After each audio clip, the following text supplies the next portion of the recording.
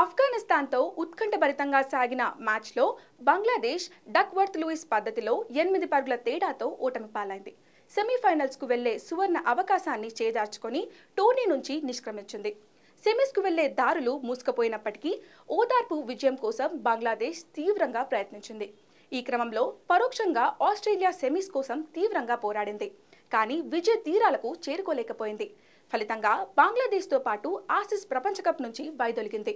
కాగా మ్యాచ్ అనంతరం ఓటమికి గల కారణాలు బంగ్లాదేశ్ కెప్టెన్ నజ్ముల్ హుసేన్ షాంటో వివరించాడు. ప్లాన్ ఏతో పాటు ప్లాన్ బి విఫలమవడంతో తమ జట్టుతో పాటు ఆస్ట్రేలియా టోర్నీ నుంచి వైదొలగాల్సి వచ్చిందని తెలిపాడు. బంతితో మెరుగ్గా రాణించాం, కానీ బ్యాటింగ్ యూనిట్గా నిరాశపరిచాం. ముఖ్యంగా మిడిల్ ఓవర్లలో తప్పు నిర్ణయాలు తీసుకున్నాం. ఇది ఓటమికి ప్రధాన కారణమైంది. మా ప్లాన్ ఏంటంటే తొలి 6 ఓవర్లలో దూకుడుగా ఆడాలి. ఈ క్రమంలో వికెట్లు కోల్పోతే సాధారణ ఆట తీరుతో మరో ప్లాన్ అమలు చేయాలి. కానీ అది జరగలేదు.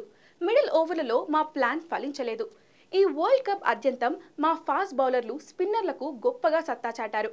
రిషిద్ అద్భుత ప్రదర్శన చేశాడు. ఫీల్డింగ్ పరంగా మేము సత్తా చాటాం, కానీ బ్యాటింగ్ విభాగంలో మెరుగవ్వాలి. మా టాప్ ఆర్డర్ నిరాశపరిచింది.